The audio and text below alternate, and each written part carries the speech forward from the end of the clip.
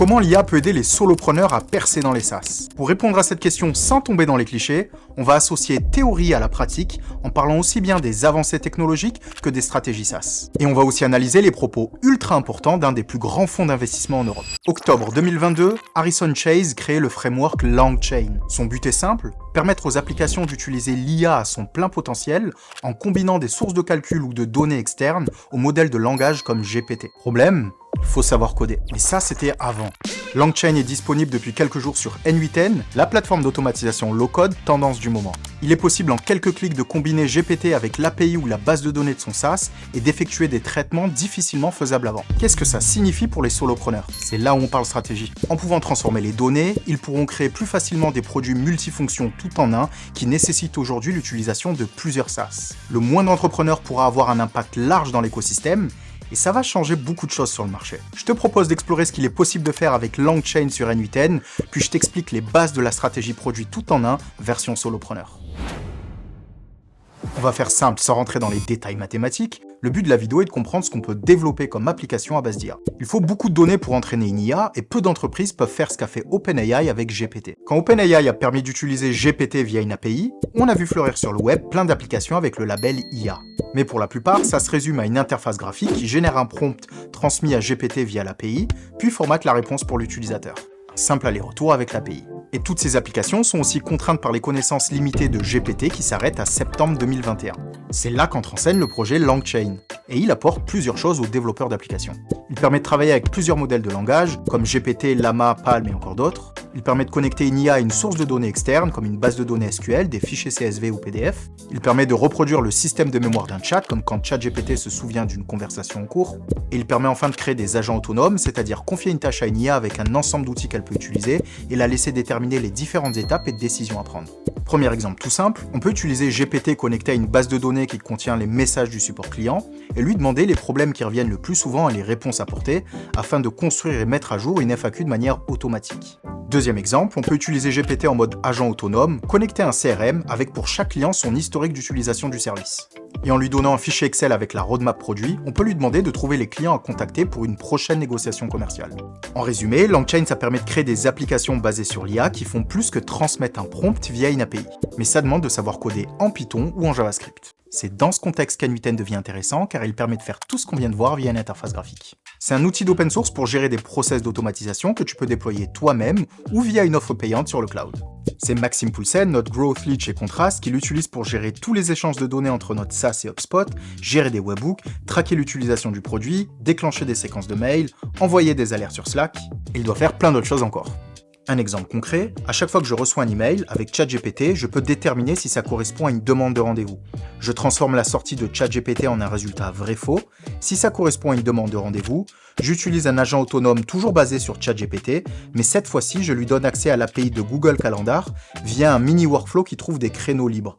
L'agent va faire son travail, puis ensuite va formuler une réponse et l'envoyer avec l'API de Gmail. On fait un essai en live? C'est parti, je m'envoie un email pour un rendez-vous mardi, mercredi ou jeudi. L'IA n'est pas censée prendre ses créneaux. On lance le workflow, il a chopé l'email, c'est bien une demande de rendez-vous. Il cherche les créneaux, il compose la réponse. Verdict. Trop facile pour lui. Allez, ne nous déçois pas, petit GPT. Rien à dire, il a tout réussi. C'est plutôt cool, non? Même si on peut pas encore tout faire avec l'IA, quoi qu'en disent les vendeurs des miracles sur X et LinkedIn, il y a quand même des choses intéressantes à relever. Ce qui est important à retenir, c'est le principe de transformation de données. Prenons Loom, le produit pour enregistrer des vidéos qui vient de se faire acheter pour presque 1 milliard. Pour faire simple, Loom, ça capture ta webcam et ça crée une page avec ta vidéo que tu peux partager. Mais avec une IA et le transcript de la vidéo, Loom pourrait générer un article de blog, les chapitres de la vidéo, les métadonnées pour le vidéo SEO et créer une page avec l'article, la vidéo intégrée, potentiellement des suggestions d'autres articles, le tout prêt à être indexé par Google. Il existe déjà des outils comme Wistia pour faire du vidéo SEO et d'autres comme Ghost pour gérer des blogs, mais là le fait de pouvoir transformer des données avec l'IA va permettre à un seul produit de gérer plusieurs choses d'un coup. Mais qui voudrait de ce genre de produits qui font un peu tout? Excellente question. On va maintenant parler des produits tout en un et revenir sur les propos d'Index Ventures. Par rapport à un produit normal qui fait une chose le mieux possible pour un problème donné, Un produit tout en un, lui, fait plusieurs choses à la fois, sans chercher à être le meilleur partout. Ce sont en général des produits qui sont plus durs à vendre, car plus compliqués à comprendre par des clients sur des landing pages par exemple. Le risque, c'est que certains clients n'aiment qu'une partie du produit, et que tu te retrouves avec des clients qui utilisent partiellement plusieurs choses. Et ça, c'est un vrai challenge d'un point de vue roadmap produit. Mais les choses changent et le contexte économique actuel fait qu'il y a maintenant deux types de clients intéressés par ce type de produit. Les très grandes entreprises qui ont des larges besoins et qui cherchent à simplifier leur système et standardiser leurs équipes, et les très petites entreprises qui ont des budgets limités, des exigences plus faibles. C'est justement cette dernière catégorie qui nous intéresse pour les solopreneurs. Si je devais lancer un projet IA, j'éviterais les marchés matures avec des gros acteurs et les nouveaux marchés avec quelques petits acteurs. Je choisirais un marché en expansion avec des acteurs bien développés pour premièrement ne pas avoir à éduquer les prospects et deuxièmement bénéficier d'une demande en croissance. Sur ce marché, je ciblerai avec mon produit principal toutes les petites entreprises qui ont des besoins simples. J'analyserai ensuite l'utilisation faite du produit afin de trouver des passerelles vers d'autres besoins et grâce à l'IA, j'automatiserai les transformations de données nécessaires pour gérer ces besoins. Ça s'appelle avoir un positionnement disruptif sur le marché. C'est-à-dire que même si ces fonctionnalités secondaires sont moins performantes que des produits concurrents, elles resteront quand même attractives pour des petites entreprises aux besoins simples et budgets limités. C'est d'ailleurs le bon moment pour parler du poste de Martin Mignot, partner chez Index Ventures, un des plus gros fonds d'investissement spécialisés dans la tech en Europe. Avant d'investir dans une startup, les fonds vont en général parler à des prospects qui sont encore dans le tunnel de vente. Et dans l'histoire partagée par Martin, le retour du prospect est clair. Le produit de la startup est bon et il résout bien leurs problèmes, mais eux en interne, ils sont en fait dans une phase de consolidation, c'est-à-dire qu'ils cherchent à supprimer certains services et ne garder que les plus polyvalents. Ils n'achèteront donc pas cet outil, et toujours d'après Martin, si les startups ne sont pas capables de remplacer plusieurs outils d'un coup, ça va devenir compliqué pour elles de vendre, et celles qui savent créer ces super apps auront un avantage sur les autres. Et ce n'est pas le seul, d'autres VC ou CEO de startups connus le pensent aussi.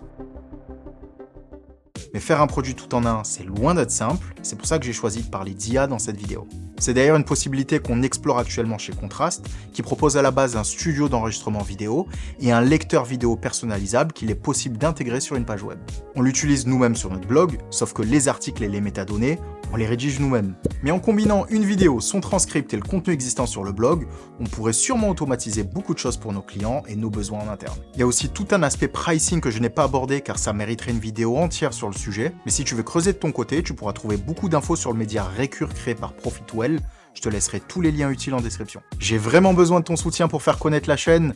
Je sors 2 vidéos par mois sur la création de SaaS, donc like et abonne-toi si ce n'est pas déjà fait. N'hésite pas à poser tes questions dans les commentaires ou à me contacter sur X ou LinkedIn. Et si tu souhaites en savoir plus sur les positionnements SaaS, j'ai cette vidéo qui va certainement t'intéresser.